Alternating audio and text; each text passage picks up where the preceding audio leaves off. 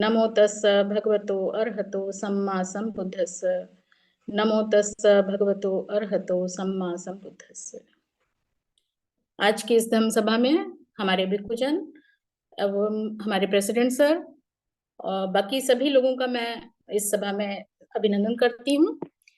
मेरा पिछला topic sir मैं ब्रह्म विहार पे ही कंटिन्यू कर रही थी, उसी को मैं आज कंटिन्यू करती हूँ। ब्रह्म विहार पे तो आज का मेरा topic Brahma Vihar the Sublime states, मैं इन्हीं को कंटिन्यू कर रही हूँ सर। तो जो ये सबलाइम स्टेट्स हैं, इनमें से मेत्ता, करुणा, मुदिता और उपेक्षा की जो ये भावना है, ये चार भावनाएं हैं। ये जो स्टेजेस हैं, इन्हीं स्टेजेस को हम ब्रह्म विहार कहते हैं। इन्हीं स्टेजेस में जो अपने आप को कल्टीवेट कर लेता है, जो अपने आप को प्रैक्टिस कर लेता है इन भावनाओं का अपने अंदर, तो वो पर्सन, ऐसा पर्सन फिर वो एवरी टाइम 24 आवर्स वो ब्रह्म विहार में ही रहने लग जाता है। मतलब उसकी जो ये स्टेज होती है वो ब्रह्म विहार वाली स्टेज हो जाती है। फिर क्योंकि ऐसी स्टेज जो प्राप्त कर लेता है, वो उसको फिर ना तो किसी तरीके का भय रह जाता है, ना किसी तरीके की उसके अंदर कोई अपेक्षा रह जाती है।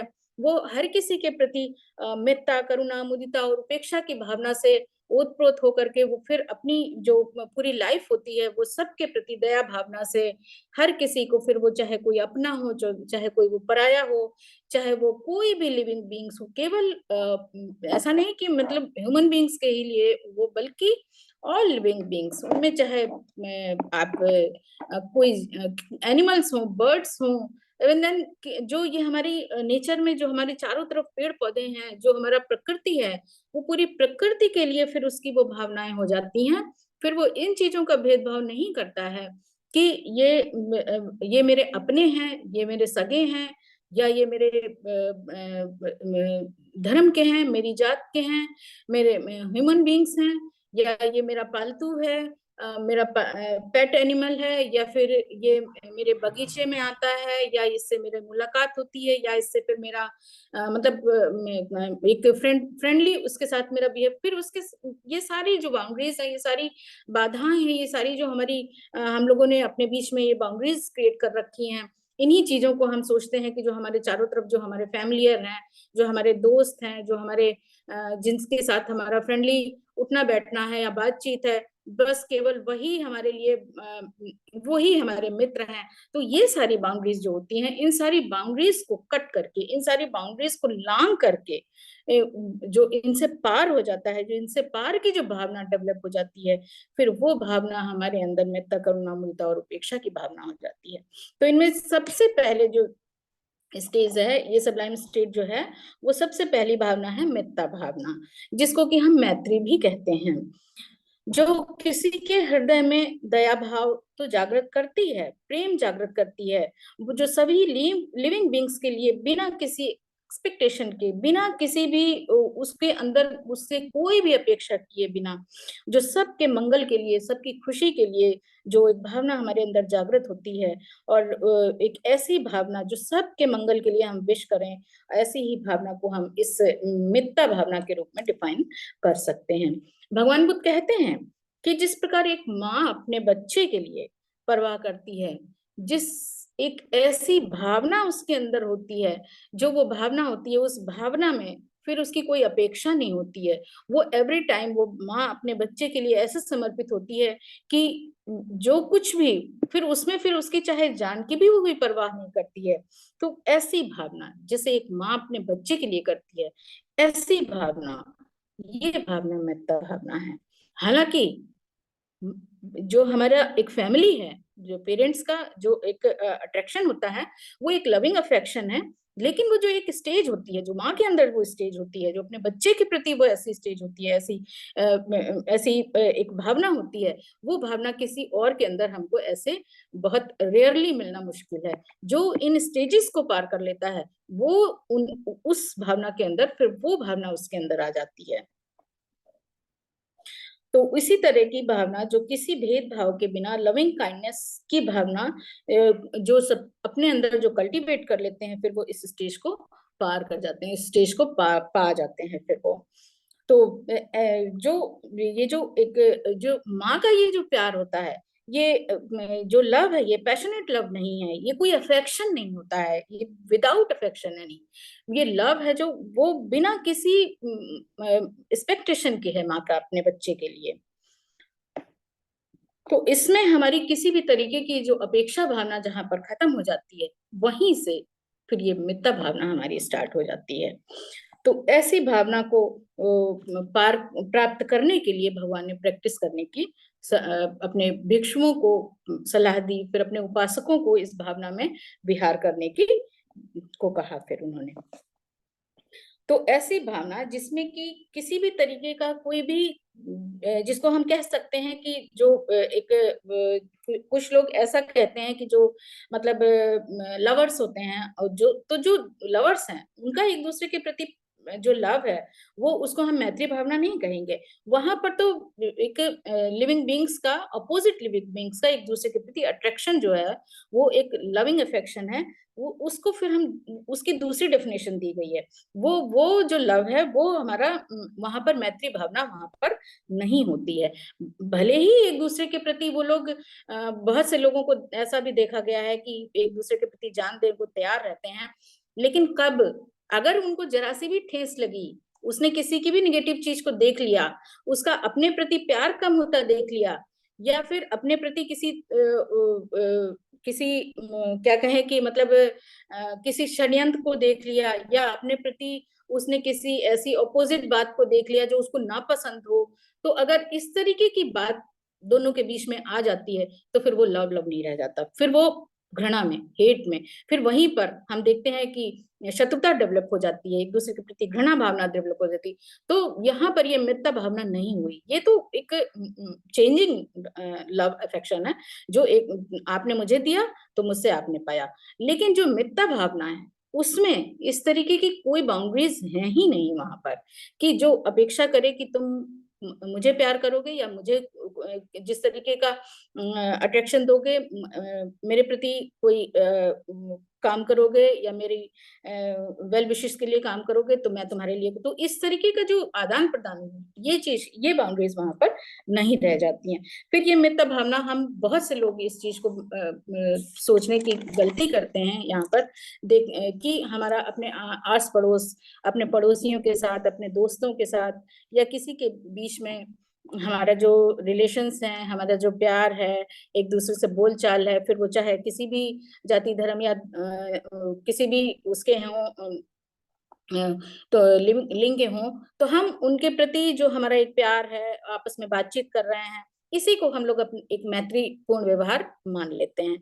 ठीक है, ये मैत्रीपूर्ण व्यवहार है काम चलाने के लिए हमारे, ये है। लेकिन ये जो आपसी भाईचारा है, जो इसकी तो हमें अपने जीवन में हमेशा ही जरूरत पड़ती रहती है, हमारे चारों तरफ ये इस भाईचारे की हमें एवरी टाइम जरूरत पड़ती रहती है, सभी प्राणी मात्रों को जरूरत रहती है। लेकिन जो ये मैत्री भावना है, इस भाईचारे से ऊपर उठकर है।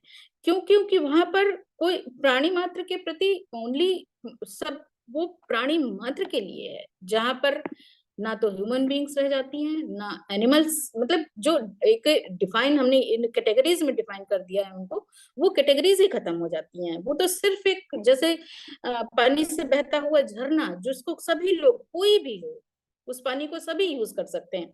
तो ये वो भावना है जिसको कि कोई भी किसी के लिए भी विदाउट एनी अपेक्षा के, किसी अपेक्षा के बिना ही ये भावना हमको, सभी को, प्राणी मात्र को सिंचित करती है।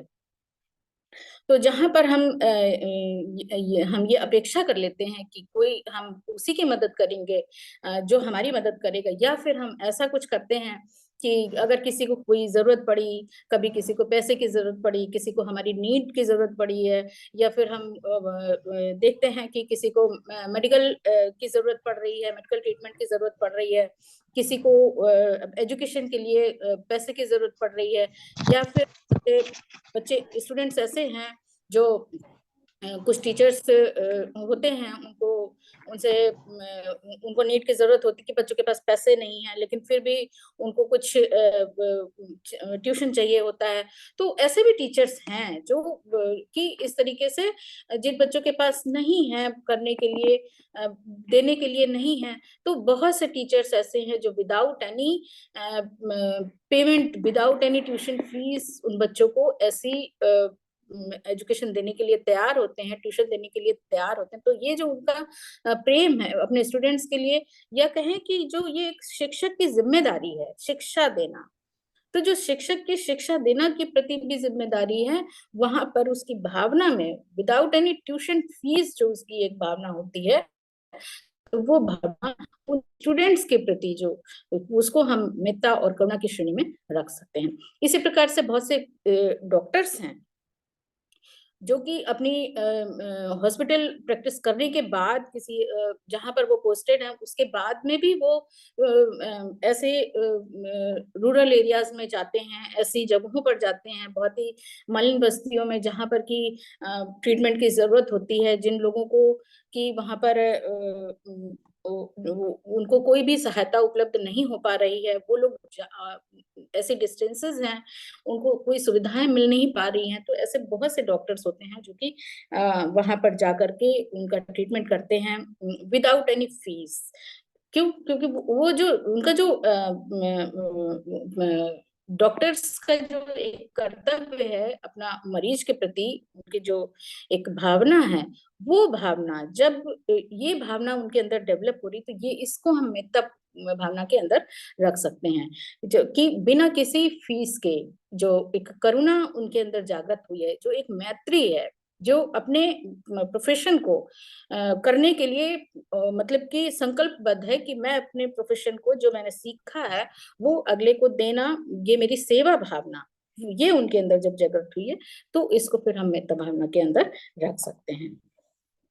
लेकिन बहुत से लोग हैं कि जो बिना फीस के, तो बहुत से ऐसे भी डॉक्टर्स हैं कि आजकल तो मतलब चारों तरफ हम अपने इस चीज को हम देख सकते हैं कि डॉक्टर्स हैं, मरीज के कैसे भी हो, मर रहा हो, लेकिन उनको जरा भी दया नहीं आती है। क्यों? क्योंकि बहुत से लोग ऐसा सोचते हैं, मोस्टली डॉक्टर्स इस चीज को सोचते हैं कि हमने ये जो प्रोफेशन लिया है, हम अपने प्रोफेशन से गद्दारी नहीं कर सकते हैं। क्या यहाँ पर उनका देखिए जो भाव है वो दूसरा हो गया है कि प्रोफेशन मीन्स लेना और देना। तो जब लेने और देने की जहां पर बात आ गई है, तो फिर तो ये यहाँ पर हम इस लेने देने वाली बात में जब हम पड़ जाते हैं, जब हम ऐसी भावना से ग्रस्त हो जाते हैं, तो हमारे अंदर फिर तो एक हम कह सकते हैं कि हमारे अंदर जो एक मानवीय गुण है वो भी शायद कहीं हिडन हो गया है, या उसका लॉस हो गया है, या फिर उसका किसी न किसी रूप में क्षय हो गया है, ऐसा हम मान सकते हैं। तो जब मैत्री भावना जागृत हो जाती है, तो फिर इस तरीके के जो ये लेन देन वाले विचार हमारे अंदर उत्पन्न क्या हुए रहते हैं, बल्कि ये तो एक ह्यूमन नेचर है। क्योंकि मनुष्य जो है एवरी टाइम ये सोचता है कि यहाँ मेरा नफा हो रहा है, यहाँ मेरा नुकसान हो रहा है, यहाँ मेरा फायदा है, किस चीज से मेरा फायदा होगा, किस पर्सन से मेरा फायदा होगा, या इस पर्सन को मैं ऐसी मदद करूं कि कल को ये मेरी मदद कर सके, और इसकी मैं थोड़ी सी मदद करूं तो इससे मैं बहुत ज्यादा मदद की उम्मीद कर सकता हूँ, या मौका पड़ने पर ये मेरी बहुत ज्यादा मदद कर देगा। मैं आज 10 पैसे का इन्वेस्ट करूंगा तो कल को मुझे 100 रुपीज का लाभ मिलेगा। तो जब इस तरीके की भावना मोस्टली पर्सन्स के अंदर होती है, तो इस तरीके की जो ये संकीर्ण विचारधाराएं हैं, ये फिर इस तरीके की विचारधाराओं से हम बाहर निकल सकते हैं। ये हमारे अंदर फिर सोचने का जो हमारा दायरा है वो बहुत विशाल हो जाता है। फिर हमारे अंदर ये जो बाउंड्रीज हैं, जाति, धर्म, नेशन, ब्लड रिलेशन, ये सारी जो बाउंड्रीज हमारे अंदर फिर धराशायी हो जाती हैं। जैसे कि सूर्य चंद्र ये सभी अपनी जो रोशनी है, अपनी ऊर्जा है, ये बिना किसी भेदभाव के, ये पूरी प्रकृति हम सभी का जो पालन पोषण करती है बिना किसी भेदभाव के करती है। वो ये नहीं करती है कि मैं अफ्रीका को ही खाली भले ही प्राकृतिक के जो सिचुएशंस हैं, जो क्लाइमेट्स हैं वो डिफरेंट डिफरेंट हो, उसके अकॉर्डिंगली वहां पर खाद्यान्न उत्पन्न होते हो या जो भी सुविधाएं उत्पन्न होती हो, लेकिन प्रकृति इस चीज को कभी भी मना नहीं करती है कि मैं फला स्टेट को ये दूंगी, मैं फला स्टेट को वो दूंगी। इस तरीके की बाउंड्रीज उसके अंदर नहीं है, ना ही किसी सन एंड मून के अंदर इस तरीके का है कि उनकी एनर्जी कोई एक पर्सन ही ले सकता है, या जिसको जो उससे फायदा लेता हो वो उसको फायदा देता होगा। ऐसी इन सभी बाधाओं को फिर वो दूर कर देता है जो मितव्ययिता भावना की प्रैक्टिस कर रहा होता है। फिर वो उसके अंदर जो ये भावना होती है, उद्धार की भावना जो होती है वो कल्टीवेट होती है, जो ये नहीं देखती है कि ये मेरे अपने हैं, पराये हैं। भगवान बुद्ध जो थे उन्होंने इन सारी बाधाओं को, इन बाउंड्रीज को तोड़ते हुए भगवान ने फिर उनसे हम ये उनका उदाहरण हम बहुत अच्छे से यहाँ पर ले सकते हैं। भगवान ने तो, जिन्होंने सबके उद्धार का काम किया और सबसे प्रेम किया, फिर वो चाहे उनसे घृणा करते हों, फिर चाहे उनसे प्यार करते हों, भगवान ने तो कोई भी इस तरीके की इस तरीके की बाधाओं को उन्होंने कभी भी अपने रास्ते में इनको बाधाएं नहीं माना, बल्कि इनको पार करते हुए उन्होंने सबके प्रति मित्रता भावना से विहार किया और सबको इसी का संदेश भी दिया है। वह जो किसी का बुरा नहीं चाहता है, फिर वो किसी भी तरीके का उसके अंदर भय भी नहीं रह जाता है। भगवान यहीं पर कहते हैं कि ये जो जब हमारे अंदर मित्रता भावना डेवलप होती है तो हमारे अंदर फिर ये भय भी निकल जाता है। हमारा एक दुश्मन, भय जो हमारा दुश्मन ही है, क्योंकि हमें हर किसी से भय लगने लगता है। हम ये सोचने लगते हैं कि फला दुश्मन, ये हमारा शत्रु है, ये मेरा नुकसान कर सकता है। ये मतलब एक शक की भावना हमारे अंदर, जो ये एक विचार ही तो है, शक क्या है, एक विचार ही तो है, एक नेगेटिव थॉट है। ये नेगेटिव थॉट हमारे अंदर से खत्म हो जाते हैं, और जब ये नेगेटिव थॉट हमारे अंदर खत्म होते हैं तो पॉजिटिविटी जो है वो अपने आप ही प्लस हो जाती है, ज्यादा डेवलप होने लग जाती है। और जब तो उससे क्या होता है, हमारा जो माइंड है प्लेजर में हमेशा रहता है, खुशनुमा माहौल बना रहता है हमारा, हम अधिक शांति का फिर अनुभव करने लग जाते हैं। हम अपने चारों तरफ एक ये ऑरा सा,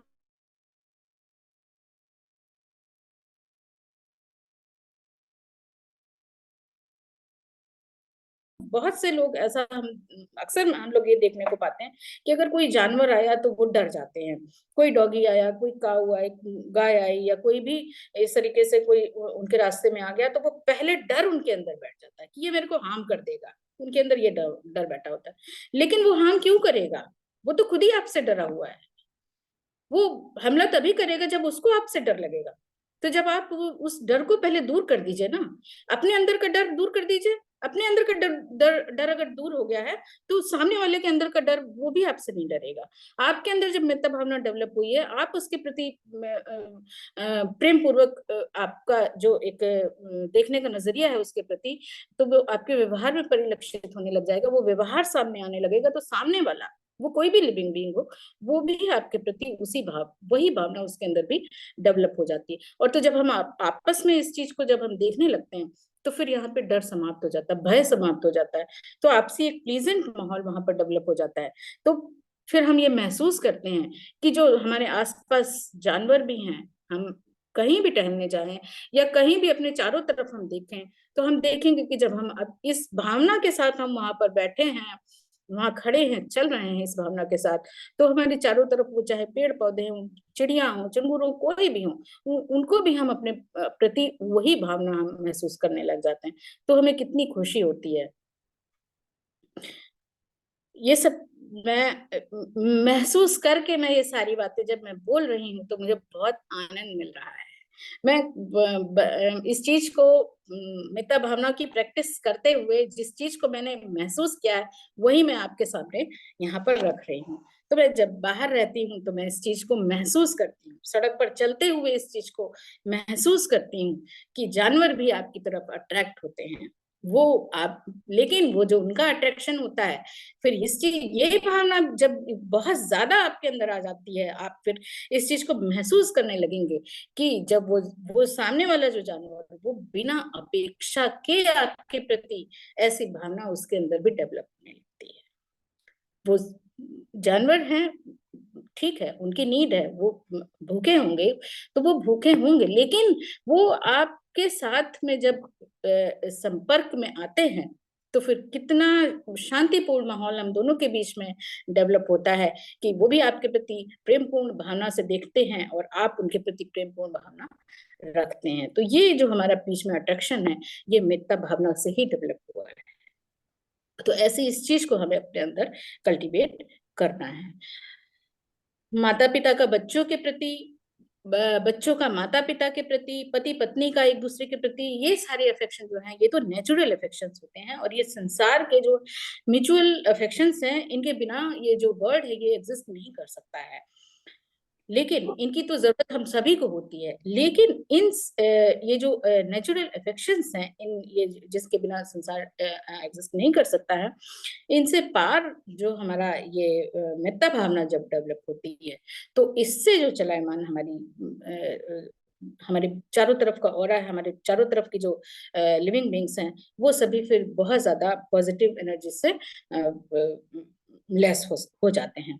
व्यवहारिक रूप से मैत्री भावना की प्रैक्टिस जो है, हम विपरीत परिस्थितियों में जब हम इसकी प्रैक्टिस करते हैं तो हम ज्यादा फील कर सकते हैं कि वाकई हमारे अंदर मित्रता भावना की डेवलपमेंट हो भी रही है कि नहीं है। ये है जब हमें एक क्या कहें कि मतलब जो परिस्थितियां हमारे अनुकूल मिल रही हैं, तब तो ठीक है, वो तो हम इसको महसूस कर सकते हैं। लेकिन जब ऑपोजिट परिस्थितियां हमारे सामने हों, तब इसकी पहचान हमको करना बहुत आसान हो जाता है। तब भगवान कहते हैं कि मैत्री भावना की जो हम प्रैक्टिस जब हम कर रहे हैं, तो उसका सबसे पहले हम जो शुरुआत है अपने स्वयं से करें। अपने आप, अपने भीतर जो हम सकारात्मक हमारे अंदर ऊर्जा है उसको डेवलप करने की कोशिश करें, तब हम ज्यादा शांति और खुशी का अनुभव कर सकते हैं।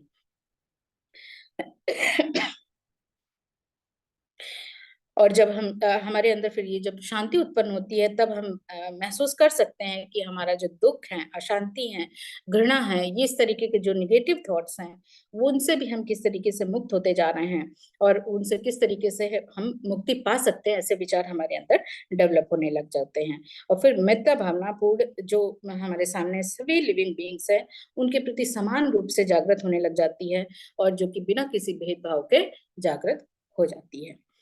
दूसरी है करुणा भावना। करुणा भावना जो कि सेकंड वर्च्यू है, जो किसी विशिष्ट, जब कोई अपने आप को एक आम आदमी से ऊपर पाने रखने की, या मतलब वो कोशिश करता है कि मैं इस स्टेज को प्राप्त करूं या अगली स्टेज में प्राप्त करूं, तो वो इस तरीके से जब करुणा भावना की प्रैक्टिस करते हैं तो हम उसको प्राप्त कर सकते हैं। किसी के दुख से दुखी हो जाना, उसके प्रति दया भावना जागृत करना, होना, और फिर उसकी पीड़ा को महसूस करना।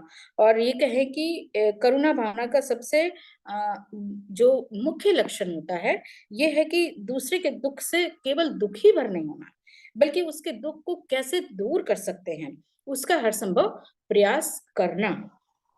तो एक करुणापूर्ण जो हृदय होता है, वो किसी पुष्प के समान होता है, उतना ही नाजुक होता है। जब जैसे कि पुष्प के ऊपर जब ज्यादा धूप या बारिश या कुछ भी ऐसा उसके विपरीत माहौल उत्पन्न हो जाए, तो वो किस तरीके से मुरझा सा जाता है। तो एक करुणापूर्ण जो हृदय होता है, वो उसी तरीके से उतना ही नाजुक होता है। कोई करुणामयी जो पर्सन होता है, जिसके अंदर करुणा है, करुणा भावना है, वो तब तक चैन नहीं पा सकता है जब तक कि किसी जो अगला उसके सामने है वो किसी समस्या से ग्रस्त है, तो उस पर्सन को वो जिसको कि वो हैंडल कर रहा है, तो उसकी परेशानी को पूरी तरीके से जहां तक उसका संभव हो सकता है, जहां तक उसके वश में है, वहां तक उसकी परेशानी का समाधान ना कर ले, तब तक वो चैन नहीं पाता है। उसको किसी भी तरीके से, मतलब कि उसको हमेशा बेचैनी सी बनी रहेगी कि मैं कैसे इसकी परेशानी को दूर कर सकूं। तो जब ये स्टेज हमारे अंदर डेवलप हो, तब हम कह सकते हैं कि हम हमारा जो हृदय है वो करुणामय हो गया है, या हमारे अंदर करुणा का वास हो गया है, करुणा भावना जागृत हो गई है। बहुत से करुणामयी लोग तो दूसरों के कष्ट निवारण में खुद को भी सैक्रिफाइस कर देते हैं। यहाँ तक का लोगों के जो उनका पैशन है और लोगों की समस्या निवारण का यहाँ तक पहुंच जाता है। तो इस जिसका बहुत अच्छा उदाहरण हम व्याघ्र जातक से ले सकते हैं, जिसमें कि भगवान बुद्ध जब बोधिसत्व होते हैं, तो उस समय एक भूखी शेरनी जिसके बच्चे भी होते हैं, तो वो शेरनी भूखी होने के कारण उसके बच्चों को दूध नहीं मिल पाता है। तो जब बोधिसत्व दूर से देखते हैं कि ये शेरनी भूखी है और इसके बच्चे तड़प रहे हैं, तो वो फिर उसकी भूख को शांत करने के लिए अपने आप को ही समर्पित कर देते हैं। तो ये उनकी कैसी सोचे, किस लेवल की वो करुणा थी। हालांकि ये सबके लिए तो संभव नहीं है, और कोई इस ऐसी उस स्टेज को प्राप्त नहीं कर सकता है। ये तो बोधिसत्व ही कर पाते हैं। बोधिसत्व प्रैक्टिस तो हम सभी कर सकते हैं ना। इतनी नहीं तो थोड़ी बहुत तो कर ही सकते हैं, कुछ कुछ स्टेज तो हम प्राप्त कर ही सकते हैं अपने एफर्ट के थ्रू। तो जब बोधिसत्व ने अपने आप को ही उसके लिए समर्पित कर दिया। एक करुणामयी पर्सन जो है वो मात्र केवल अपने लिए ही नहीं जीता है, बल्कि उसका जीवन तो दूसरों के लिए समर्पित रहता है। वह लेकिन जो उसका समर्पण है वहां पर भी बिना किसी एक्सपेक्टेशन की, बिना किसी तरीके की जो उसकी अपेक्षाएं हैं, वो अपेक्षाएं किसी से अदर से कोई उसके प्रति, मतलब उसके बदले में किसी सर्विस के बिना उसकी सर्विस रहती है। वह अपनी और जो करुणा में इंसान होता है ना, वो ऐसे अवसर तलाशता ही रहता है। हम बहुत से लोगों को अपने सामने उदाहरण के रूप में पा सकते हैं, और बहुत से लोग इसी सभा में बैठे भी हुए हैं। हम उनका नाम, मैं यहाँ पर बहुत से लोग हैं, हम सबसे बड़ा उदाहरण अपने प्रेसिडेंट सर को ले सकते हैं। उनके अंदर इतनी करुणा है कि वो सर्विस के जो अवसर हैं वो तलाशते ही रहते हैं। इस समय बहुत सी ऐसी परिस्थितियां हो रही हैं कि बहुत अशांत है, इस समय पर माहौल बहुत अशांत हो रखा है, लेकिन हम सब लोग प्रेयर करते हैं कि जो भी माहौल है वो शांत हो जाए और समस्या का समाधान हो जाए। तो जो कंपैशन है, वो ये करुणा है, वो किसके लिए, किसको नीड है इसकी। तो हमारे बीच में बहुत से लोग ऐसे होते हैं जिनको कि हमारी करुणा की जरूरत होती है, जो गरीब हैं, हेल्पलेस हैं, बीमार हैं, जिनको भोजन, दवा, मूलभूत जरूरतें भी नहीं मिल पाती हैं। और उनको क्यों नहीं मिल पाती, उसके बहुत से कारण हो सकते हैं। कहीं कहीं क्लाइमेटिक कारण हो सकते हैं, तो कहीं बाढ़ आ रही है, तो कहीं सूखा पड़ रहा है, या फिर कहीं पर दंगा फसाद हो गया है, कुछ हो गया है। तो ऐसे बहुत से करुणामयी लोग होते हैं जो अपने कुछ उन्होंने संस्थाएं डेवलप कर रखी हैं, कुछ लोगों ने एनजीओ वगैरह चला रखे हैं, जिनके थ्रू वो ऐसे लोगों की सहायता के लिए पहुंच जाते हैं। बहुत से लोग तो इसको विदाउट, बिना किसी पेमेंट के या बिना किसी मतलब किसी भी तरीके की किसी से कोई सहायता भले ही उनको ना मिले, वो उन लोगों की सहायता करते रहते हैं। तो ऐसे लोगों को हम कह सकते हैं करुणामयी इंसान हैं। गरीबी तो सारे संसार में ही व्याप्त है, जिसको को हम चाहकर भी खत्म नहीं कर सकते हैं। लेकिन जो साधन संपन्न हैं, जो लोग ऐसा कर सकते हैं, जिनके पास बहुत सारे संसाधन हैं, वो अपने संसाधन में से अपने जो उनके पास संपन्नता उनमें से कुछ अंश ऐसे जरूरतमंद लोगों पर खर्च कर सकते हैं, और बहुत से लोग करते भी हैं। जिनमें से बहुत से लोगों ने अनाथालय आदि बनवा रखे हैं, मुफ्त के अस्पताल बना रखे हैं जहाँ पर गरीब लोगों का मुफ्त ट्रीटमेंट होता है। बहुत से लोगों ने भोजनालय आदि बना रखे हैं जहाँ पर कि उन्होंने बहुत थोड़ा सा ही पेमेंट, भले ही 1 रुपया 10 रुपया लेकर के लोगों से पूरे भोजन की व्यवस्था वहां पर कर रखी है। बहुत से लोगों ने ऐसे स्कूल बना रखे हैं जहाँ पर गरीब बच्चों को मुफ्त में शिक्षा दी जाती है। ऐसे हमारे देश में कई कैंसर हॉस्पिटल हैं जहाँ पर गरीब लोगों का मुफ्त में इलाज होता है। और वही कैंसर हॉस्पिटल के सामने ही ऐसी मेस भी चलायमान है जहाँ पर जो नीडी पर्सन है, जो वहाँ टिके हैं, जो अपना इलाज आदि करा रहे हैं, तो उनको मुफ्त में दवाइयाँ और मुफ्त में भोजन आदि की व्यवस्था भी होती रहती है। तो इस तरीके से बहुत से करुणामयी डॉक्टर्स हैं, बहुत से लोग हैं, बहुत से व्यापारी आदि हैं जिनके अंदर करुणा है, जो इस तरीके की जो व्यवस्थाएं हैं गरीब लोगों के लिए, नीडी पर्सन्स के लिए वो कर रहे होते हैं। हम इसको कह सकते हैं कि ये बहुत से लोग इनमें से ऐसे भी होंगे जो थोड़ी सी व्यवस्था दे करके उससे बहुत ज्यादा मुनाफा कमाने की भी कोशिश करते होंगे। होता है, करते हैं वो लोग। लेकिन जो उनकी थोड़ी सी भावना है, इस भावना से अगर बहुत सारे लोगों का कुछ लाभ हो रहा है, तो वो जो जितना भी वो मुनाफा कमा रहे होंगे, वो मुनाफा बहुत कम होगा। ऐसे लोगों को जिनको बहुत ज्यादा लोगों को जितना लाभ मिल रहा, उस लाभ से उनका जो वो मुनाफा है वो कम होगा। तो इस मायने में हम कह सकते हैं कि ये जो उनकी थोड़ी सी करुणा है, ये करुणा बहुत ज्यादा लोगों को पोषित कर रही है, तो बहुत ज्यादा है ये। तो बहुत से इसी प्रकार से बहुत से टीचर, वकील आदि हैं, जो कुछ वकील हैं। यहाँ पर हम एक उदाहरण बाबा साहब का हम ले सकते हैं कि उस समय पर जब वो प्रैक्टिस कर रहे थे, तो उस समय उन्होंने एक जो विक्टिम आता है वहां पर, उसके पास पैसे नहीं होते हैं, वो कहता है मेरे पास पैसे नहीं है केस लड़ने के लिए, लेकिन तो उसका फ्री में ही वो केस लड़ते हैं और फिर वो जीतते भी हैं उस केस को। और तो इस तरीके से कई वकीलों के भी उदाहरण हमारे सामने उपलब्ध है। बहुत से जज हैं ऐसे जो तो कुछ नीडी पर्सन्स को, जिन जो केस के लिए पैसे नहीं है, उनके लिए फ्री में वकील भी मुहैया करा देते हैं। तो ऐसे बहुत से लोग हैं, करुणा में इंसान इस संसार में भरे पड़े हुए हैं। और अगर ये हाँ हाँ, भले ही ये आपराधिक प्रवृत्ति के लोग हैं, तो करुणामयी लोग भी हैं। इसी तरीके से ये पृथ्वी का ये जो बैलेंस है वो बना हुआ है, तभी ये कायनात और ये हमारा जो पूरा स्ट्रक्चर है ये बचा हुआ है। तो जो अब यहीं पर हम ये कह सकते हैं कि कुछ जो फिजिकली सिक हैं, उनको तो दवा आदि दे करके उनका ट्रीटमेंट कर सकते हैं हम। लेकिन जो मेंटली और स्पिरिचुअली सिक हैं, उनका इलाज कैसे करेंगे? जो भगवान कहते हैं यहाँ पर कि जो ठग हैं, धूर्त हैं, बहुत शैतान शातिर और दिमाग के लोग हैं, जो इग्नोरेंट पर्सन्स हैं, ऐसे पर्सन का ट्रीटमेंट कैसे करेंगे? उनको कैसे, उनके जो दिमाग में विकृति पैदा हुई है, उस विकृति को कैसे दूर करेंगे? उनकी विकृति को दूर करना समाज के लिए बहुत ज्यादा जरूरी है। क्योंकि जो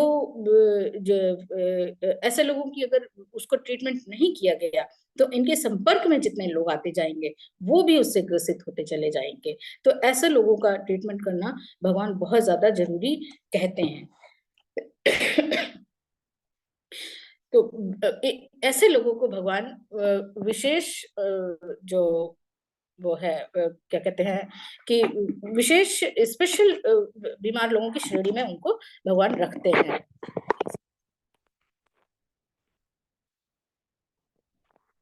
तो विशेष बीमार लोगों की श्रेणी में उनको रखते हैं, इस तरीके के लोगों को। तो इनका सबसे बड़ा उदाहरण हम यहाँ पर देख सकते हैं कि जब आम्रपाली भगवान को भोजन पर आमंत्रित करने के लिए आती है, तो उसी समय पर जो लिच्छवी राजकुमार होते हैं वो भी आ रहे होते आए होते हैं। तो वो आम्रपाली से बोलते हैं कि मेरे को मतलब ये अवसर मुझे दे दो। लेकिन जब भगवान के सामने दोनों ही लोग उपस्थित होते हैं, तो भगवान पहले आम्रपाली का भोजन पहले स्वीकार करते हैं। क्यों? क्योंकि आम्रपाली की जो स्थितियां होती हैं, जो सामाजिक परिस्थितियों की वजह से जो उसकी दशा बनी होती है, जो उसको एक नगर वधु का एक टाइटल मिला होता है, जो उसको ये काम करना पड़ता है, वो सामाजिक परिस्थितियों की वजह से बना होता है। तो उसकी वजह से जो उसका एक नुकसान, उसके जो चरित्र का जो नुकसान हुआ होता है, और जो ये भले ही समाज के द्वारा हुआ है, लेकिन उसको पहले उसका ट्रीटमेंट करने के लिए भगवान उसका जो उसको अपनी असीम करुणा से, उसकी ज्यादा जरूरत है उसको, तो उसका पहले भोजन पहले स्वीकार करते हैं। इसी तरीके से हम देख सकते हैं कि जब अपने भगवान अपनी जान की परवाह किए बगैर अंगुली माल को उस नरक से निकालने के लिए जाते हैं, जहां पर कि वो बिना सोचे समझे ही वह किसी की भी हत्या करके उसकी उंगली काट करके माला पहन रहा होता है। तो भगवान कहते हैं कि इस तरीके की जो मानसिकता है, जो जिससे समाज को ज्यादा नुकसान हो सकता है, इनका ट्रीटमेंट पहले करने की जरूरत है। तो ये करुणा पूर्ण अपनी भावना से जब वो देखते हैं, तो ऐसे लोगों को वो पहले ट्रीटमेंट देते हैं। फिर भगवान कहते हैं कि इसी हमारे शरीर में देव और दानव दोनों ही रहते हैं। बस केवल हमें आवश्यकता ये है कि दोनों को सामने किस तरीके से, उनमें से हमारे सामने दैविक परिस्थितियों को हम कैसे सामने लाएं। और जो एविल परिस्थितियां हैं, जो हमारे अंदर एविल भावनाएं हैं, उनको हम कैसे उनको हाइड कर दें या उनको खत्म करने कैसे करें। तो ये हमारे ऊपर निर्भर करता है कि हम किसको पहले तवज्जो देते हैं, किसको हम बाहर लाना चाहते हैं, हम कौन क्या एफर्ट करना चाहते हैं, हमारी इच्छा क्या है। उसमें फिर तो टाइम हो गया, मैं थोड़ा सा और है, थोड़ी देर और मैं लूंगी सर। फिर चाहे आम्रपाली हो, अंगुलीमाल हो या चंडाशोक हो, जो कि बाद में भगवान बुद्ध का उपदेश सुन करके फिर वो धम्माशोक बन जाता है। तो ये निर्भर करता है कि कौन सी परिस्थितियां हैं, किन परिस्थितियों को हम कल्टीवेट कर रहे हैं, उनको अपने सामने ला रहे हैं। भगवान गरीब, इग्नोरेंट, दुष्ट लोगों की कल्याण करने के लिए उनकी तलाश में खुद ही जाते थे, जबकि अच्छे और बुद्धिमान जो लोग होते थे वे अपना कल्याण करने के लिए भगवान बुद्ध की तलाश में आते थे। तो यहाँ पर देखिए दोनों में फर्क यही है कि भगवान कल्याण करने के लिए जाते थे, ऐसे लोगों की तलाश में जाते थे, और जो लोग अपना कल्याण चाहते थे वो उसके लिए फिर वो भगवान बुद्ध की तलाश में आते थे। तो मेत्ता भावना की ही तरह से करुणा भावना उन सब के प्रति जो हेल्पलेस हैं, नीडी हैं, सफरर हैं, फिर चाहे वो मानव हो, जीव हो, जंतु हो, कोई भी हो, लिविंग बींग्स हो, सबके प्रति समान रूप से बिना किसी अपेक्षा के। आजकल तो हम ये पूरा संसार ही अगर हम देखें तो चारों तरफ युद्ध की स्थिति उत्पन्न हो रखी है, कुछ पता नहीं है कौन सा देश कब खत्म हो जाएगा। पूरी कायनात जो है एटम बम पे बैठी हुई है, पूरी ये पृथ्वी ही बैठी हुई है, कब कौन सा देश किसके ऊपर बम गिरा दे। तो ये पूरी धरती का ही अस्तित्व खतरे में पड़ा हुआ है। तो ऐसे समय में पूरे संपूर्ण प्राणी जगत के प्रति करुणा भावना की बहुत ज्यादा जरूरत है, और वो हर किसी के प्रति, हर किसी के लिए है। फिर तीसरी स्टेज है मुदिता। मुदिता भावना, जो कि मात्र केवल दया भाव ही नहीं है, बल्कि सहानुभूति पूर्वक एक ऐसी खुशी है जो कि घृणा भाव को किल कर देती है। हमारे पूरे जो सारे पॉजिटिव सेंस हैं, जब हमारे अंदर घृणा का भाव होता है तो ये हमारे पॉजिटिव सेंस जो होते हैं, पॉजिटिव एनर्जी जो होती है हमारे अंदर, पॉजिटिव थॉट्स होते हैं, उनको किल कर देती है। अक्सर होता है कि बहुत से लोग जो हैं दूसरों की तरक्की से को सहन नहीं कर पाते हैं वो लोग, और उनको सहन करना तो दूर, उनको सुन भी नहीं सकते हैं। तो ऐसे लोग जो है अपने फेलियर को निकालने के लिए या अपने उसका जो फेलियर्स है उससे उबरने के लिए या उसको खत्म करने के बजाय उनकी कोशिश क्या रहती है कि अगले की सक्सेस को किस तरीके से खत्म किया जाए, कैसे उसको बर्बाद किया जाए। उनका प्रयास ये रहने लग जाता है कि फला आदमी को सक्सेस मिल रही है तो क्यों मिल रही है, कैसे मिल रही है, वो उसकी जड़ को खत्म करने की कोशिश करने लग जाते हैं। किस कारण से? घृणा भावना की वजह से। उनके अंदर जो ये घृणा का बीज बैठा हुआ है, पनपा हुआ है, उसकी वजह से वो ये बर्दाश्त ही नहीं कर पाते हैं कि कोई मेरे से आगे कैसे निकल जा रहा है। इसी घृणा भावना को खत्म करके मुदिता भावना जागृत करती है, और जब मुदिता भावना जागृत होती है तो घृणा भावना अपने आप ही खत्म हो जाती है, और फिर यही सबके प्रति कल्याण का भाव जागृत हो जाता है। जो मुदिता भावना की प्रैक्टिस करते हैं वह कभी भी दूसरों के रास्ते में बाधक बनने की कोशिश नहीं करते हैं। मेत्ता करुणा की भावना की प्रैक्टिस से कहीं ज्यादा टफ है ये मुदिता भावना की प्रैक्टिस, क्योंकि इसके लिए हमको बहुत ज्यादा ग्रेट पर्सनल एफर्ट की जरूरत पड़ जाती है, जो कि एक बहुत स्ट्रॉन्ग विल पावर की जरूरत होती है। हम किसी के प्रति करुणा तो कर सकते हैं, मेत्ता भावना तो डेवलप कर सकते हैं, लेकिन ये जो हमारे अंदर अपने अंदर जो हमारे अंदर ये घृणा का भाव बैठा हुआ है, ये एक अहम का भाव बैठा हुआ है, इस अहंकार की भावना को हम कैसे किल करें, इस अहंकार को कैसे खत्म करें, अपने ईगो को कैसे खत्म करें, तो उसके लिए बहुत ज्यादा स्ट्रॉन्ग विल की पावर की जरूरत होती है। फिर चौथा है उपेक्षा भावना।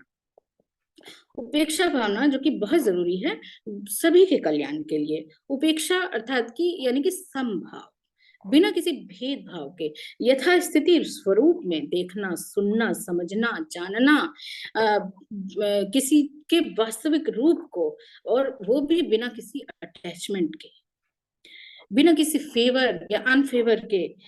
ये भाव एक उपासक के लिए उतना ही जरूरी है जितना कि एक भिक्षु के लिए जरूरी है, क्योंकि ये संसार जो है, एक उपासक जो है वो बहुत ही इल बैलेंस संसार में रह रहा होता है, और जो जहां पर कि उसकी परिस्थितियां जो हैं वो हर क्षण परिवर्तित होती रहती हैं, हर क्षण बदलती रहती हैं। कभी उसको कहीं पर नफा हो रहा है, कहीं नुकसान हो रहा है, कहीं यश और अपयश है, तो प्रशंसा, निंदा, सुख, दुख, तो ये 8 जो लोग धम है, ये हमारे जीवन में तो आते जाते रहते हैं। और ये जो हमारे जीवन में आते जाते तो रहते ही हैं, हमारे चारों तरफ एवरी टाइम अवेलेबल रहते हैं।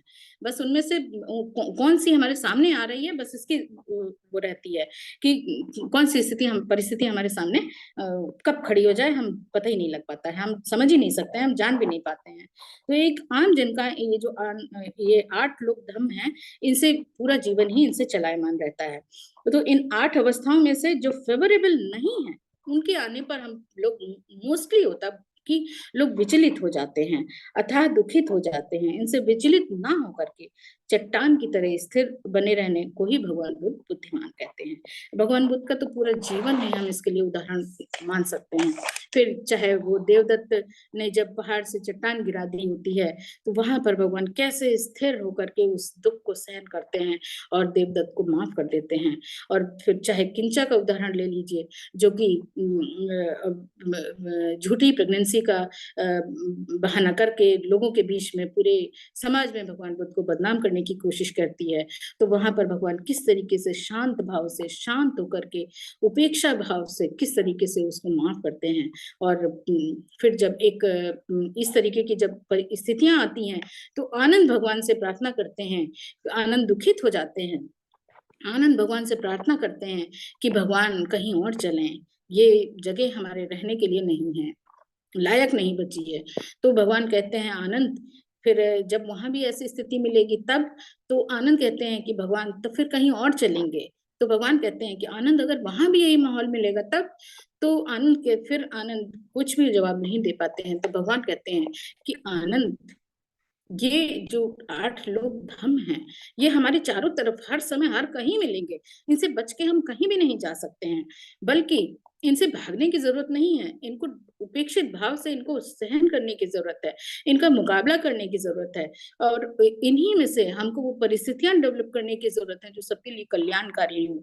उस तरीके से जैसे कि ये जो धरती है अपने इस धरती की तरह से भगवान सारे सफर्स, उन सारे दुखों को सहन करते हुए उपेक्षा भाव से सभी के मंगल के लिए सभी का काम करते हैं।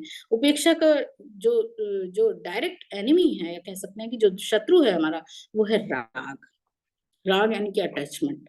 जब अटैचमेंट को हम किल करते हैं, तो उपेक्षा भावना जागृत हो जाती है, और अटैचमेंट को, अपने राग को किल करके हम उपेक्षा भावना को और ज्यादा स्ट्रॉन्ग कर सकते हैं।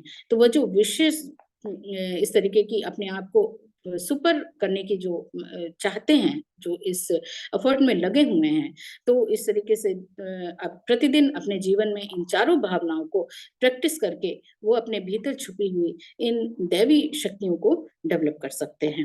तो सभी के प्रति इन्हीं मैत्री, करुणा, मुदिता और उपेक्षा की भावना के साथ में आज की अपनी टॉक को यहीं पर समाप्त करती हूँ। सभी लोगों ने मुझे इतना समय दिया और ध्यान से सुना, इसके लिए मैं सभी लोगों का आभार व्यक्त करती हूँ। सभी को मेरा नमन।